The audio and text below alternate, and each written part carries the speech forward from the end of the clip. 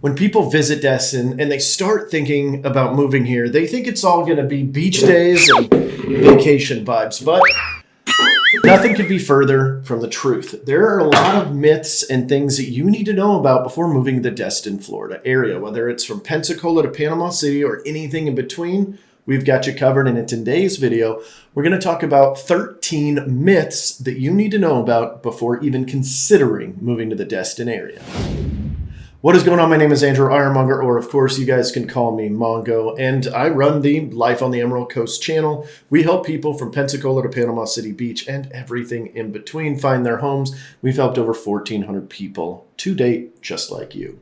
And in today's video, I want to go over some of the myths that we hear from some of our clients whenever they have visited here and then they plan on moving down here. So there are definitely some differences between the two when you come down here as a tourist or just to visit the area, even on a house hunting trip, than it's actually going to be like when you move here. And I want to dispel some of those so that you've got the information you need to make an informed decision.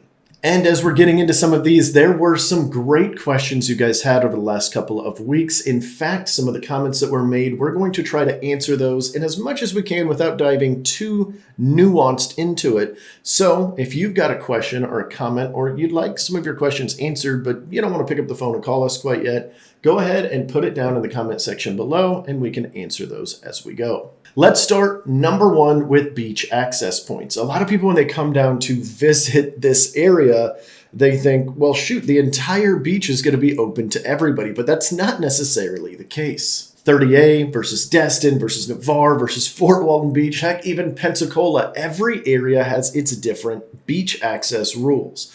So I want to pull up a couple of pictures and go over each of these areas and explain exactly why sometimes you want to go to the beach and you can't find a spot, yet you see miles, it feels like, of just empty beach. Let's talk about it. I want to start with one of the easiest cities to get to the beach access point, and that is Fort Walton Beach. Out of all of the areas here, it seems to be one of the easier ones. We've got an entire island that's kind of going from Fort Walton into Destin. And there are multiple beach access points. And I'm starting with this one is because this is the beach that I go to. It's very easy to access. And to be honest, Navarre is a little bit closer to where I live, yet I still go over to the Fort Walton Beach one when I go. And there's a couple of reasons for that. So I'm going to pop up a picture right here. And actually, I might even blow it up and show it over my face so that we can actually talk about it. As you'll see here, you see all the different beach access points highlighted in red, including some on the Sound and the Bayside, which aren't really beach access points. Those would be water access points, but ignore those. You can see right there on the island, we've got 7 main beach access points on the west side of the island. Then as we move further on east, there's a couple more scattered, and that's because a lot of that area is owned by the Air Force Base, so we can't have beach access points all over. In fact, that very last one that you see on the far right of your screen, or east if you're looking at it that direction, is the Eglin area. And that's not always open to the public all the time, and you generally have to pay to get in there, but luckily it's only $1 or $2. But if you have base access, shouldn't be an issue. You'll just have to pay your $1 or $2, and you should be able to get in there just about any time that it's open anyway. Now, looking at this, you can see that they're spread apart, but not that much. I actually had to zoom in pretty good to get this shot, whereas let's go ahead and move on over into Destin, where I did have to zoom out just a little bit. As you can see, there's not as many beach access points, but the parking is still really good, and the parking lots for each of these areas are very, very large and very, very expansive, or vast, if you will. So you can definitely go there and park and go find a spot that feels relatively secluded. Big emphasis on the word relatively. So as you're looking at the Destin map right now, I actually pulled it all the way to Miramar Beach, and there's a few that didn't show up in my Google search here, but the point here is you've got a lot of access points, just like in Fort Walton. And so this is why generally finding it in Destin and Miramar Beach is not as hard. And then we head a little bit further west into Navarre, Gulf Breeze, and Pensacola, and you can see that same barrier island that we were just looking at for Fort Walton Beach. extends all the way down into Pensacola. And as you can see, there are a steady stream of access points all along the road. And these are just kind of the publicly marked ones. In fact, a lot of this entire area that you're looking at here just has a bunch of little smaller parking areas. They're just not named. So you could almost go anywhere that you see there, as long as it's not on private property with a single family home or a condo in front of it, you should be good to go. Now, let's go into the problem child, if you will, or at least based on one of the comments that we got from you guys. Thank you again, by the way. But now let's look at 30A. This is zoomed out quite a lot more. So even though it looks like there's a lot of beach access points, the problem with this is zoomed out pretty good. This is a pretty large, several mile stretch here that we're looking at with lots of blank portions in between. And that's because a lot of the 30A area is either privately owned or it's owned by a developer, like a condo building or something like that. So a lot of the beach access points are not as easily accessible. And then finding one with parking is even harder in the 30A area, especially if you're coming down during June or especially July, our busiest month of the year. So here's the thing. Based on where you're living is how easy it is going to be or how difficult it is going to be able to get to the beach access points. We started off with this one as our first myth because this is a really big portion and a really big reason why so many people move here. In fact, if it's not the number one reason to move here to this area, I would be really surprised. And you want to be able to have access to these beaches. So if you're living in the Santa Rosa Beach 30A Freeport to Funiac area, where you're going to head straight south to get to the beaches, just know that you're going to need to eventually figure this out. But here's the really cool thing. A lot of people think that, okay, cool, I saw this on vacation, it's packed, I'm never going to be able to get to the beach. What's the point of even moving to this area with these amazing beaches? You're not going to be locked out as a local. You're just going to have to figure out which ones work for you. You remember earlier I was saying I go to the one in Fort Walton Beach. There are 2 specific beach access points that I go to regularly. And it's really 3, 4, 5, and 6. I know they don't have fancy names. Well, they actually do have fancy names. I just don't memorize them by that. As you're driving through, you'll see beach access point 1, 2, 3, 4, all the way to 7 over by El Matador, which is the last condo complex before it gets to the military installation area of the island. I go there for a couple of reasons. So parking there's always spots there, and it's just consistent. And then the beaches are not as packed. And for me, as a local, I don't want to go to a super packed beach. So here's the point. You're not locked out. You just need to figure out where your spots are. And as soon as you become a local, that generally happens pretty quick. So to get rid of this as a myth, just find your favorite local spot and, visit it forever. Now, let's go into myth number 2, where we're talking about lot and land sizes when it comes to purchasing down here. I hear 3 things when clients call in. They go, well, at least when it comes to land and the lot sizes. I hear a lot of things, but I hear 3 things when it comes to these consistently. I want to be on a 1/4 acre more, a 1/2 acre or more, or a full acre of more. I've never heard anybody walk in and be like 1/3 of an acre is fine.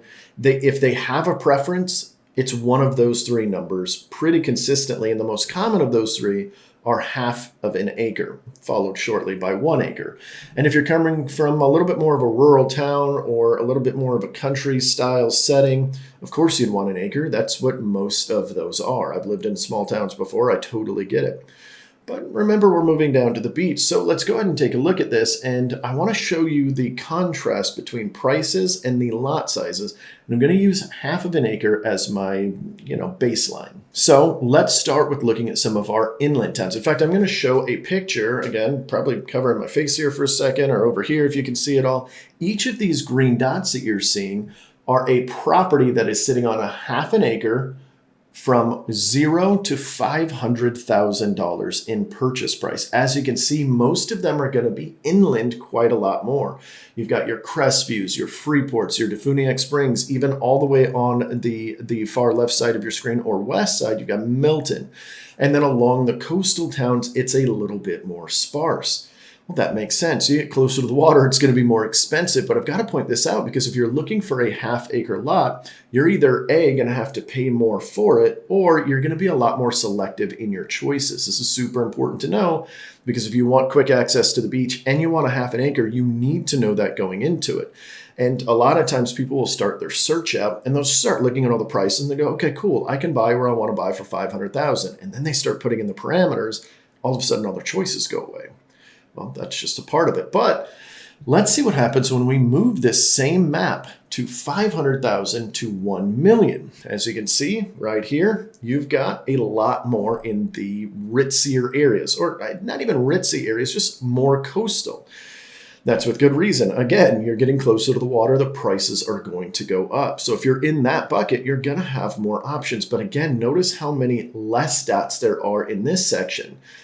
It's the same half an acre lot. There's just a lot less of them. So no, if you're in that 500 to 1 million range, just know that with a half an acre, less choices. And less choices mean you may have to compromise somewhere else if that's a must-have. Don't worry, if you are looking at this kind of stuff, we go over all of this in our buyer consultation, which is completely free. You can call us anytime. We can chat about this. And these pictures are actually from the multiple listing service that we can give you broker level access to so that you get the first pictures, the very first, before Zillow, before Realtor.com, before any of those show them online. You can get them directly from us hours and sometimes even days before they show up online. And a lot of times, an agent can choose, there's a little box that says, don't put this on Realtor and Zillow.com. Now, they do need permission from their seller to do that, but just note that you're not seeing everything if you're not working with the local professional. So that's my little spiel there. Let's go ahead and move on. Let's get on to one of the topics that we get asked probably more than anything, at least for people that are a little bit earlier on in their stage. And that's hurricane and flood zones. And we'll talk a little bit about insurance in this category as well. Let me break this down super easily. The entire state of Florida is in a flood zone. There is not a single square inch that's not technically in a flood zone. However, there's a big comma or semicolon there that says most of it is in X, at least in our area here. I can't speak for other parts of Florida. I only cover Pensacola to Panama City Beach, at least directly. I can help you with anybody across the country, but that's the main area I serve. And all of those areas, or a good chunk of that area, is in X. So if you hear in X flood zone, big X means you don't need homeowners or flood insurance. You can carry it. It'll range anywhere from $250 to $500. If it's not needed, you can carry it for that price. If it is needed, it can range from $500 to $20,000. Although that last number is just like, I'm throwing a random number out there. It would have to be a really expensive property or some wild situation where the river's just overtaking it or something like that. But the point is, you may have to get flood insurance, but it's actually a lot more rare in our area than you think. In fact, for the most part, it's kind of obvious when it's sitting in a floodplain, like you're on the water or you can see the water. That's what it's going to look like most of the time. Now, that doesn't mean that the FEMA maps will not change. They do change over time. Sometimes you're not in a flood zone, then boom, you're in a flood zone. They're looking at these maps all the time to figure out where all of the water is pooling to and going through and the water movements and stuff to help keep us safe. And that's a good thing. It would suck if you were not in a flood zone and you did get flooded because the maps didn't get updated properly. So we're going to take it as a blessing all in all, even if it does suck if you get randomly hit with, hey, you need some flood insurance. You can absolutely search up all of the flood maps by simply Googling FEMA flood maps, FEMA flood maps, and then go to this section of Florida. And you can actually see that color code it pretty easily. If you see AE, if you see VE, if you see there's a couple of other variations, those are ones that are going to require some flood insurance. Don't worry, we'll figure this all out for you whenever you call us. And we can make sure that if you don't want to be in a flood zone, that we don't even show you properties that fit that description. We'll find that early so we're not wasting your time. And one of the comments or questions that we got was talking about elevation and to really deep dive elevation when it comes to flood insurance. Elevation is important, but it's not the most important, surprisingly. Now, if you're under sea level, near water, then yes, it would be a much bigger problem, but we generally don't have that as an issue. There are two factors that matter a little bit more than the actual elevation of the property. And it's more than just the elevation of the property, it's the elevation of main components on the property as well. So for instance, if you've got a house sitting on the island where a big hurricane comes in, the entire island's going to be flooded. It's going to look like a pool out there. Your house is going to be sitting in water. I can guarantee that on the bigger hurricanes, which hasn't happened since 2005, I believe, and the previous one before that was in the 80s. So we're talking widespread, right?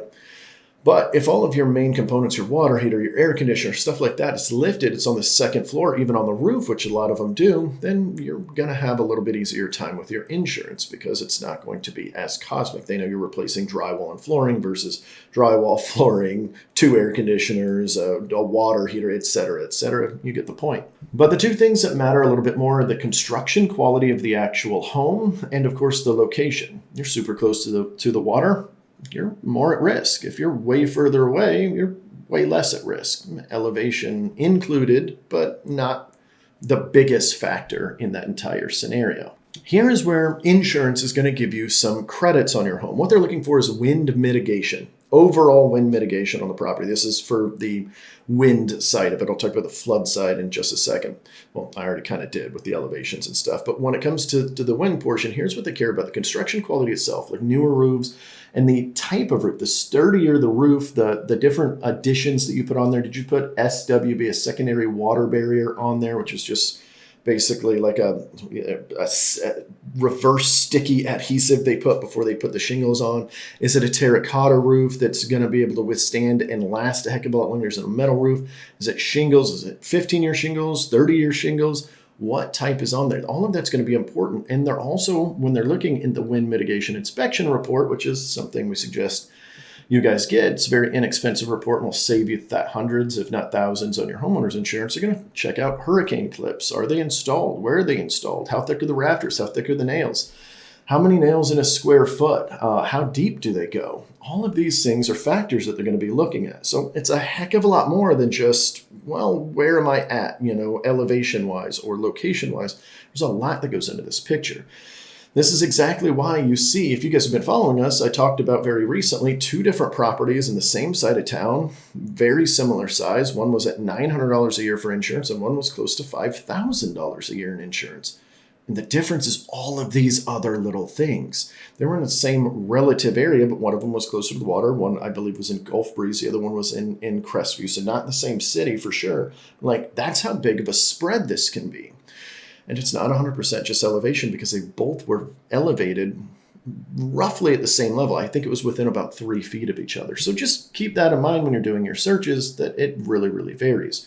You guys can always absolutely call us if you ever have a question on it. We can always pull numbers for you if we need to. But that's not all they're going to be looking at. They're looking at overall wind mitigation. So the roof is just one portion of that, albeit a big portion of that. Out of the 7 or 8 items they're looking at, that accounts for about half of them. Outside of that, they're going to be looking at impact glass. Basically, do you have hurricane-rated windows, or how old are the windows in general? How well are they going to take a branch, flying at 50 miles an hour? That's what they're looking for. Because the insurance companies know if that branch comes in, it's going to cause water damage now and wind damage, and they're going to be responsible for that. A lot of people don't know that. They think flood is what's going to cover that kind of stuff. But if a hurricane causes it, rips the roof off, and rain comes in, flood insurance doesn't cover that. Your standard homeowner's insurance covers that. It's a big difference.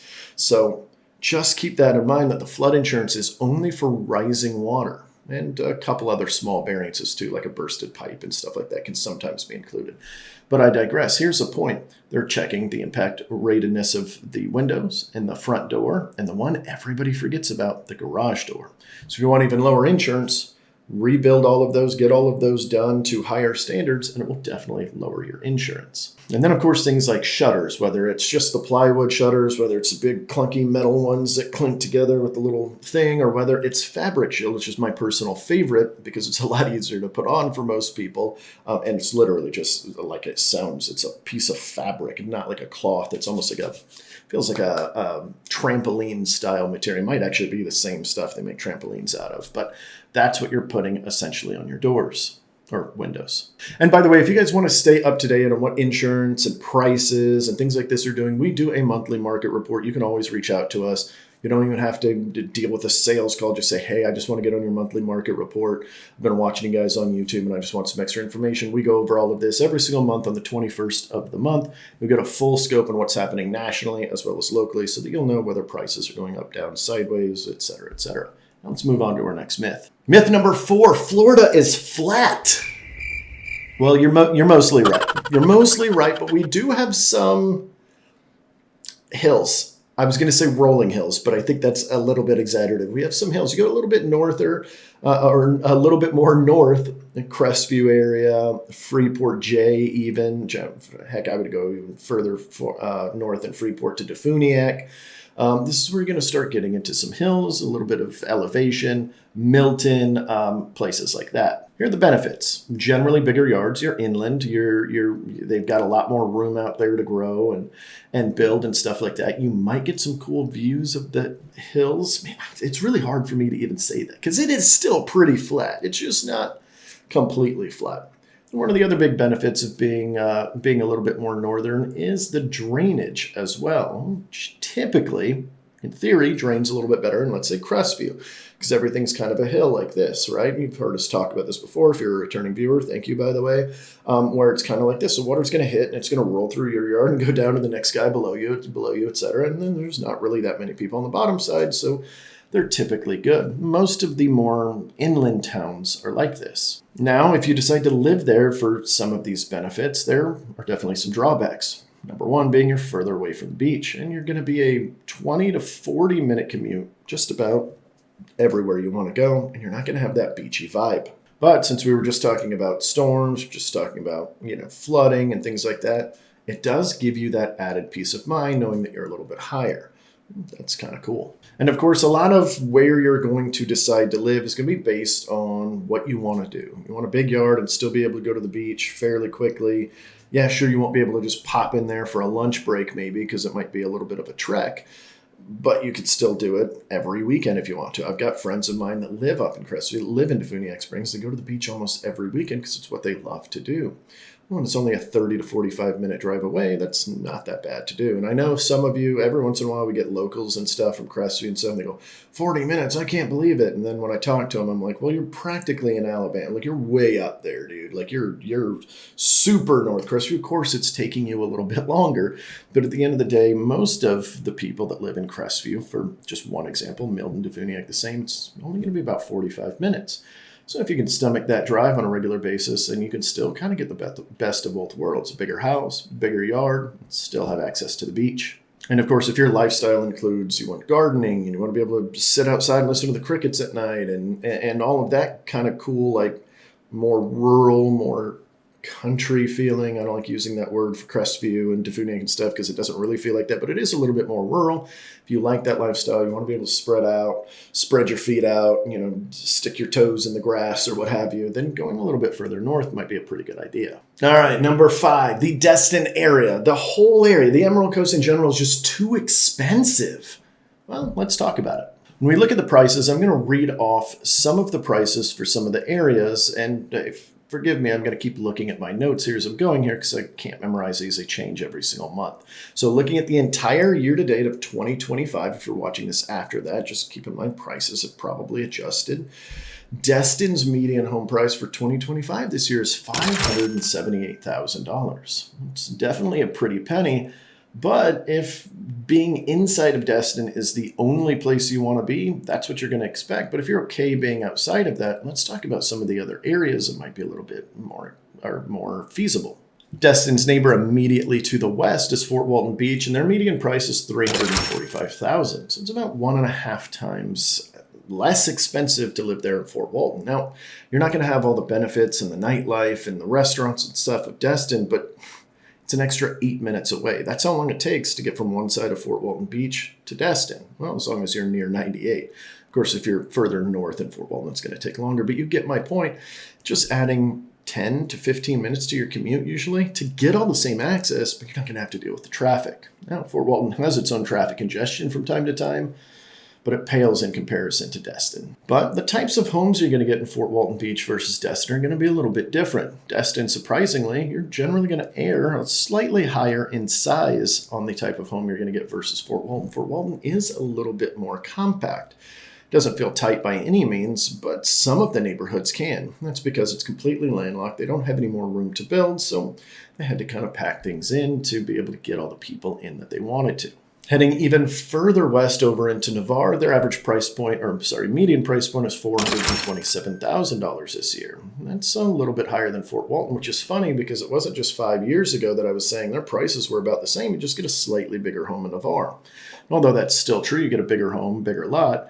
Well, now you're definitely paying for it. Navarre used to be kind of that little hidden gem that you would come here and get a great price, but still be able to be on the coastal side of things.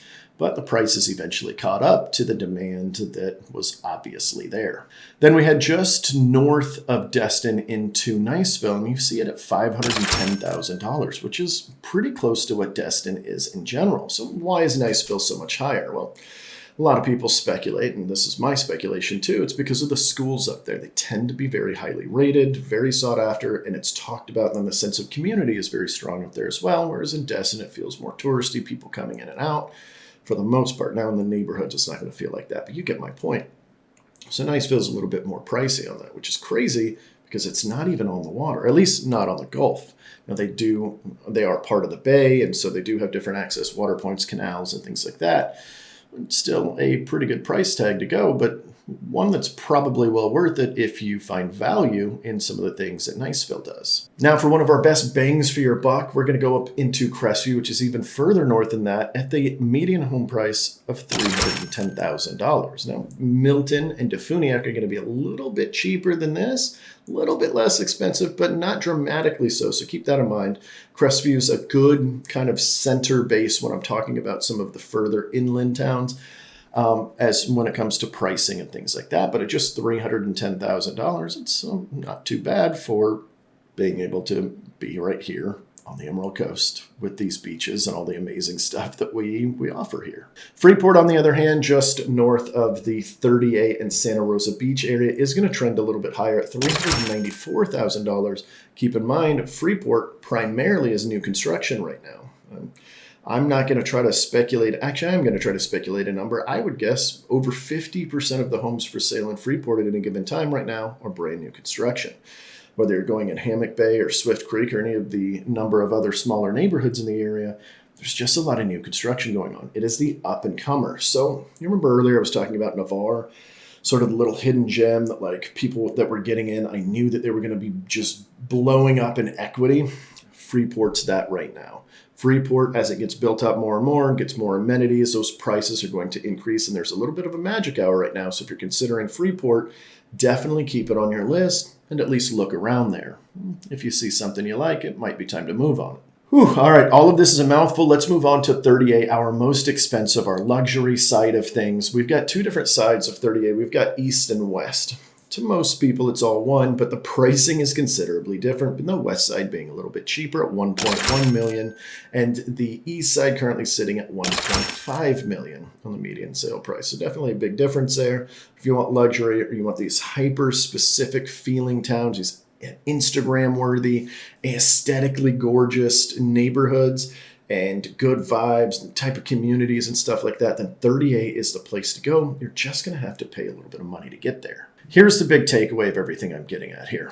Where you buy makes the biggest difference. And this is why we talk about this so much on this channel. We're trying to help you guys decide which lifestyle is best. One of the things I massively dislike is when we help somebody and, they don't really give us a whole lot, or they come to us with something. This is where I want to be. I love Destin. I've been going to Destin. They find something in Destin. They move to Destin. And 6 months later, like, how do I get out of Destin? I want to go to one of these side towns. Like, I want all the benefits of this without living there. And I'm just using Destin as an example. This is not me knocking Destin as a phenomenal place to live if that's the vibe that you want. And a lot of people, the entire premise of this video is vacationing is a little bit different than living here. And a lot of people vacation here. They have a great experience, which I love. I'm so happy for that. But then they think that's what it's going to be like all the time. But like once you get in the mix of everything, you got to worry about school and commute times and going to work and all this stuff. It takes the magic out of it pretty quickly. So if you like the nightlife and you like all the cool stuff Destin has to offer, that's a great place to be. But if you're like, I just want to live a normal life, but then slide on into vacation anytime I want, one of the bordering towns might be a better solution for you. Since we're talking about pricing of homes, the next big myth would be cost of living misconceptions. Every once in a while, people a little bit earlier in their journey here will tell me, hey, the cost of living is a little bit insane there. It's a little bit higher than I'm used to in there. And it's because they came to vacation down here and they got to see the great prices of all of our restaurants and the great prices. Everything's just a little bit more inflated during that. But let's go over some realistic numbers according to national averages. Housing is the biggest factor. We just talked about that. The more inland you go, typically the less price. So we've got that portion out of the way. It was sort of a two-parter there. Let's talk about utilities averaging at about $150 to $250 per month, depending on the size of your property. Your groceries are 14% lower than the national average here. I think a lot of this is because we're a coastal town. It's a lot easier to get some of this stuff to us. Our gas is cheaper than the national average. It was $2.57 or $2.58 when I was driving in this morning. I just checked. The national average was $3.13 this morning. So that is considerably cheaper. I know this is a really big thing with gas, which has always surprised me because to me, I fill up like once a week and I drive a lot. I'm a realtor. And, it's not that big of a cosmic thing. It's, $70 each time I do it. I'm like, well, if it was 10 cents more, it's not that big of a difference, but it's 50 or a little over 50 cents more savings on average from here compared to average. But of course, there's always a yin to that yang or a yang to that yin, and there are some hidden costs that happen here that might not necessarily happen where you're coming from. So pest control, that's definitely something we want to consider here. Taking care of your lawn. It's hot out here. A lot of people don't want to take care of the lawn in the dead of summer, and I can't blame them. Or if you do, a lot of people want to get a riding lawnmower, even for something that just seems too small. But push a lawnmower in one of our lawns for an afternoon in the middle of July, and you'll see exactly why. Then, of course, you've got some hurricane prep, which isn't all that expensive, but it is something to think of. And then, of course, our HOAs here. We do have a lot of HOAs, and especially depending on the town that you're going in. You're more coastal, more luxury, more HOAs. Less coastal, less luxury, less HOAs, typically. Just put that in kind of a nice little wrapper there. So here's my point with this myth, right? Not all areas are expensive beach towns. If you came down here to visit, especially 30A, Miramar, Destin, Sandestin, the resorts, any of those areas, when you go out to eat, it's a little bit more expensive. You get a sandwich at some of these places on 30A and you're paying $28. I just did it. In fact, I just got a salad the other day, one of the last days that we were shooting for this YouTube channel, and the salad was $24 or something like that. And it was good, but it was a salad, right?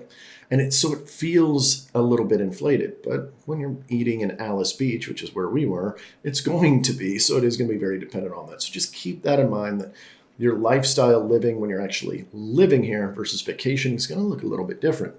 Not to mention a lot of these places do like locals discounts because they do inflate the numbers on purpose during tourist season.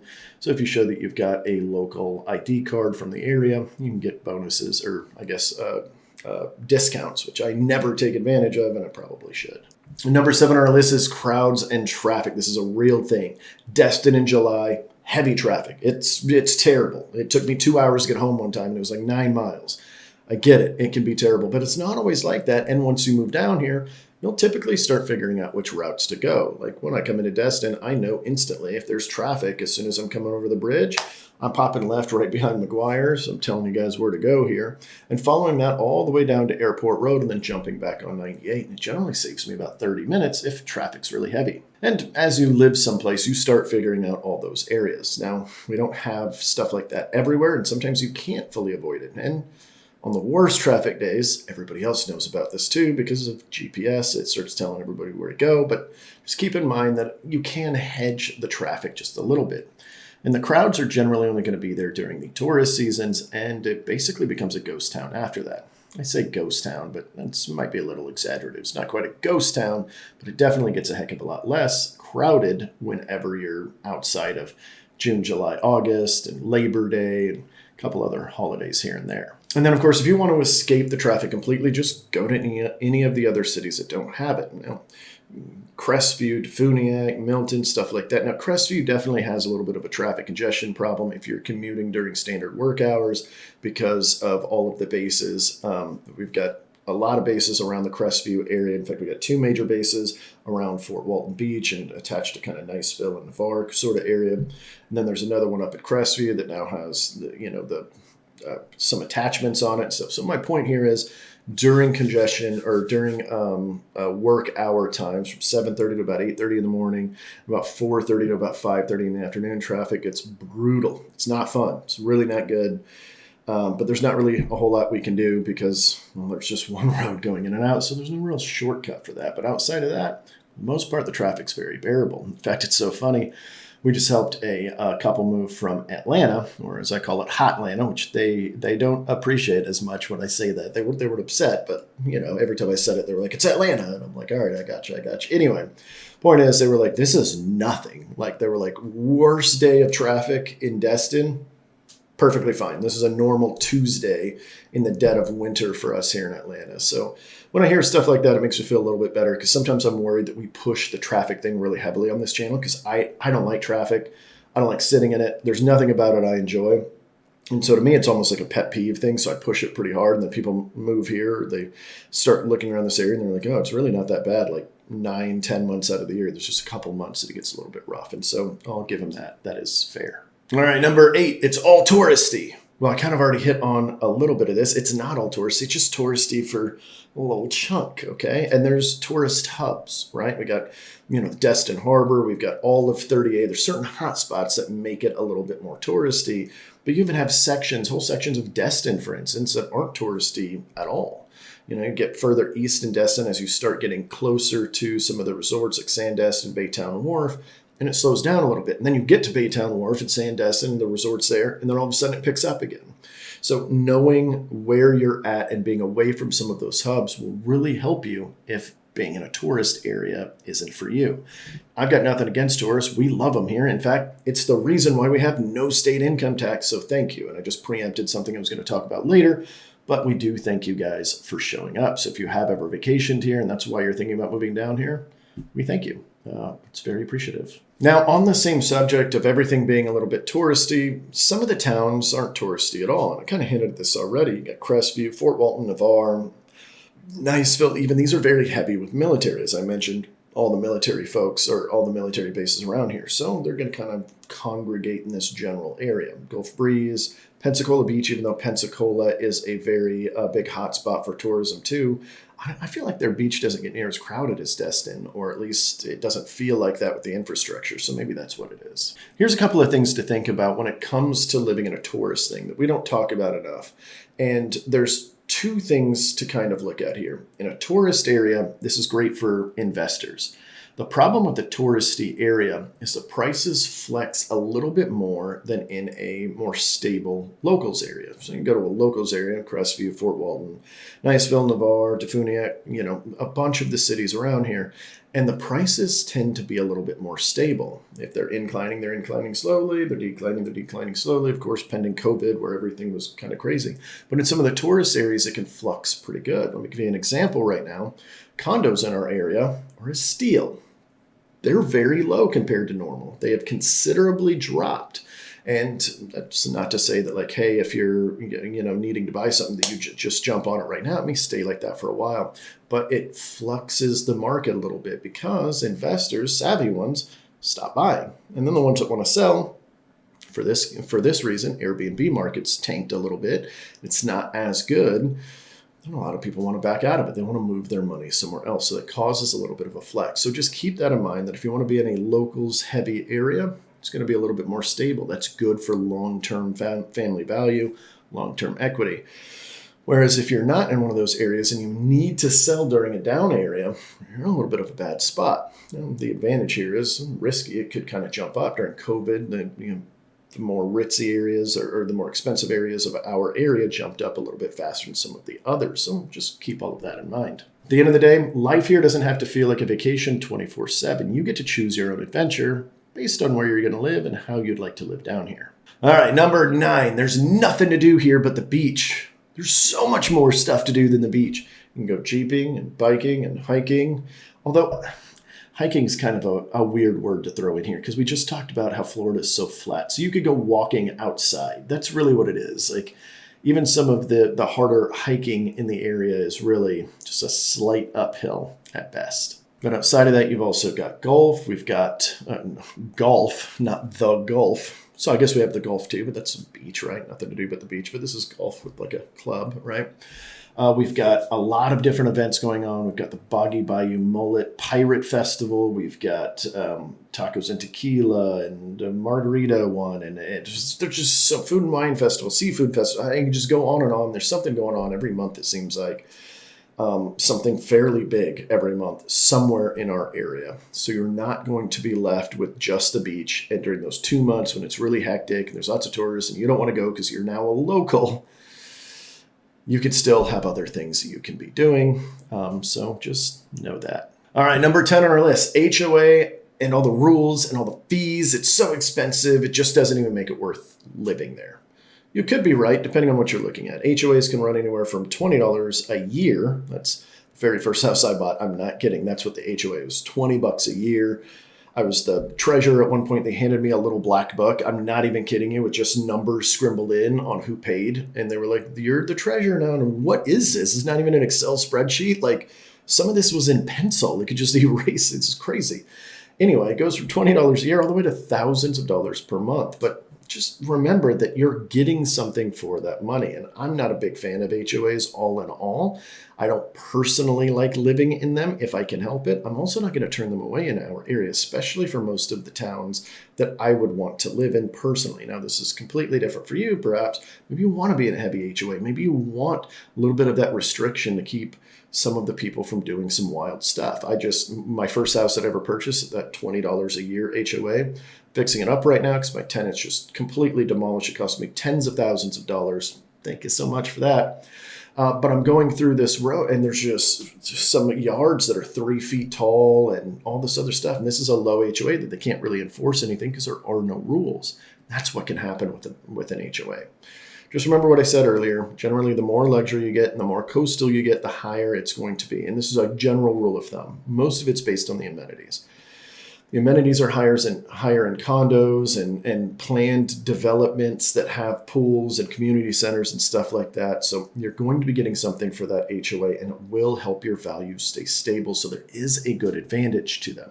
But here's a really cool thing. If you don't like them at all, more than half. It's more common not to have an HOA in our area than it is common. Okay, so you go down to South Florida. I know that's a little bit different. Some of my friends down there saying like 70% of our properties have an HOA of some sort. It's a complete flip-flopped out here. So most of ours do not have an HOA. So whichever one tickles your fancy, we can find for you. Number 11 on our list is schools and education. I heard they're just terrible. It's not good. Well, let's throw up some snippets here. We're going to start with niche.com. I'm not allowed to give my personal opinions because I'm a licensed real estate professional, which, by the way, if you need any help, you can call us. All of my information will pop up on screen. You can call, text, email, follow us on social, and make sure that we're the kind of people you want to work with first, whatever you want, but it's all there for you. It's also down in the description of every one of our videos. Now, let's go on to niche.com. What I've done here is I've taken screenshots of each of the counties here to show you what the schools look like. Now, each one of these snapshots are the top 25 in that area. The reason I'm only showing that instead of cluttering it is, first, for longevity of the video, I'm already rambling quite a bit here. So what I'm going to do here is I'm going to show you snapshots of each of the little sections for each county. And I'm going to show you the top 25 schools in each area. Now, the reason I'm only showing you 25 versus all of the schools here is, first, you'll see that in every city there are really high-rated schools, so just don't go to those other schools if you don't want to. And second, to kind of reduce a little bit of clutter in this video. But let's go through Okaloosa County first. This is cities like Niceville, Fort Walton Beach, Destin. So let's go ahead and pop that up or pop it over my face, wherever we're deciding to put it. This is a top 25 of 67 schools. As you see here, a lot of A's and B's. Now, when you go to the next 25, some of them start getting in the low B's and C's, and then some of them are even grayed out after that. But as you can see, each of the major cities have lots of options, not just one or two, lots. The schools in our area, according to niche.com, according to greatschools.org, you go to any website that I can personally find, and the schools are rated extremely well compared to the national average, compared to even the state averages. Our schools are outstanding. I don't know if that has anything to do with the military folks or it's heavy transit. I don't know what the causation of that is, but it does seem to be that way. And so this is Okaloosa County that we're looking at right here. Let's go on to the next one. All right, now we're sliding into Santa Rosa County. This is Navarre, Pensacola, Milton, Pace, Gulf Breeze, all of that. As you can see, same thing, top 25 of schools, A's and B's. You've got an option no matter where you go. You've got multiple options no matter where you go. This is all the schools too, so this does include private schools, religious schools, things like that. But it still shows that there are great schools around no matter what. And lastly, let's go ahead and move on over into Walton County. This is our more expensive area codes for the most part. 30A, Santa Rosa Beach, Freeport, and Defuniak Springs. Top 25 schools on niche, again, show A's and B's. But you do see a couple of grays in here, so keep that in mind. That, up there in Defuniak, for the most part, it is getting a little bit squeezed. So Defuniak, according to this, niche.com, not my opinion, niche.com's opinion, might not be the absolute best for schools, but they still have some pretty good rated ones. So make sure you do your research if you're deciding to move up there, and schools are important to you. And of course, if you want to find out any more about any of these other areas, keep in mind we have full playlists on every city here where you can just binge watch everything about the area. We'll show you neighborhoods, we'll show you different houses, things like that. We'll put a few in the description down below. So if you decide you want to check that out, you absolutely can. All right, number 12. Oh man, I can't do this. 12 on our list is if I don't live near the beach, I'll be isolated. All right, let's get over this. Niceville, I kind of hit some of this already, but Niceville, Crestview, like you're looking at 20 to 30 minutes for Niceville to get to the beach, 40 minutes from Crestview, and that's about as far as it's going to be, unless you're even further north than Crestview, or you're up in the J area, or you're even north of Defuniak. Like you're a little bit in a circuitous area. It's generally going to be fairly quick to get to the beach, so you're not going to become irrelevant there. As I mentioned before, many of our clients, again, we've helped over 1,300 people, they live in these cities and they commute down here quite often. I give you the example of one of my friends up in Crestview that do it almost every weekend, but I could probably dig up 30 to 40 of our past clients that do this pretty regularly too. It's very common because, well, it's 30 to 45 minutes. That isn't that cosmic when you're going to spend 3 or 4 hours at the beach. And the really cool thing is, especially for those of you with kiddos and stuff, is a beach is a pretty inexpensive thing to do with the family. So that's a big bonus. All right, that one was a really quick one. Let's go with our last one is taxes. I already hit one of the things on this is that we don't have state income tax. You come down here to work in the state of Florida. The state of Florida doesn't want a penny from your paycheck. We do have sales tax, so that's a thing, but I think almost every state does. But we're no state income tax, which the last time I looked, there were only like 7 to 12 states, somewhere in that realm, my memory's hazy, that don't have state income tax. That's a big bonus. Our property taxes vary. We've talked about this on many videos. It can vary quite a lot, but generally it's a little bit lower than many of the metro areas in the country. We do get it. It's so hit or miss when it comes to taxes. We get people from all walks of life. Obviously, a lot of people want to move down here to the Emerald Coast, whether it's from California, New York, Alabama, Tennessee. Like it just insert state. They're coming down here. Okay. And it's so hit or miss on whether or not people like our taxes or not. Sometimes we get people call and we'll start coaching them through everything. Here's what it looks like to live here. Let's do a cost estimate to show you what that house would actually cost. We break down all the costs and they look at the taxes. Sometimes they're like, I can't believe it. You're paying $1,800 a year. This is unheard of. This is insane. And then other people hear that number and they go, holy cow. It's 4 times. We just had one from Long Island and they were like, it's 10 times that amount here. Because it's not uncommon to see $12,000, $13,000, $14,000, $15,000 a year. I couldn't believe that he said that. Like it literally just right over my head. I was like, there's no way, right? So it really is going to depend on where you're coming from on whether the taxes feel good or not. A standard home here around $400,000 to $500,000 to give you guys some context. Going to range somewhere between $2,000 and $3,000 for taxes in a lot of cases. Sometimes it'll be more, sometimes it'll be less. A lot of that's going to depend on what the previous homeowner has done and what the past history of the property is, because we've got 3 pretty big exemptions. We've got a lot more than just 3, but there are 3 that I see most often. Homestead exemption. This is a big one where you move your residency here. You're going to get some dollars off on some of the different millage rates that you're paying. So it's going to lower your taxes. And then it's also going to reduce the amount that they can raise your taxes every year down to 3%. They cannot raise your taxes more than 3% on property taxes.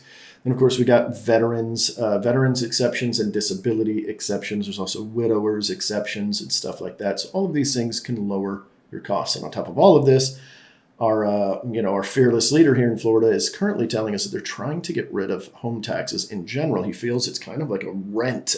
You never fully own your home. You forget to pay your taxes, they can take it from you, even if your home's been paid off for 20 years. He's saying that's not right, and he wants to eliminate that, which would be very cool.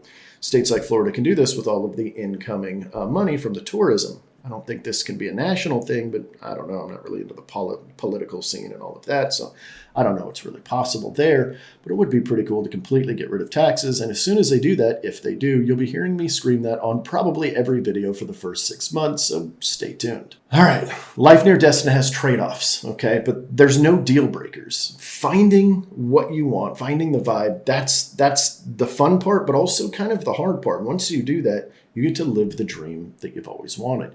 You've come down here to visit, you've seen the beautiful beaches, and if it's time to move here, well, let's move you here. Let's get you to paradise. So if you are thinking about relocating down here, and maybe you're really early in your search, I'm going to pop a QR code right here on the screen. If you're watching on your TV, you can take a picture of that with your phone. If you are watching on your phone or your desktop, you want to go down to the description. There'll be a link down there too. This will be to our 38-page Emerald Coast Guide. This is going to break down every city, every little township, kind of break it down for you at a glance. If you're a little bit further on in your search and you've really narrowed it down, this might not be as helpful, but for those of you that are early on in your search, this will definitely be helpful. Don't forget to like this video, and we are doing videos every single Tuesday at 4 p.m. Central Standard Time every single week, so I'll see you guys in the next one.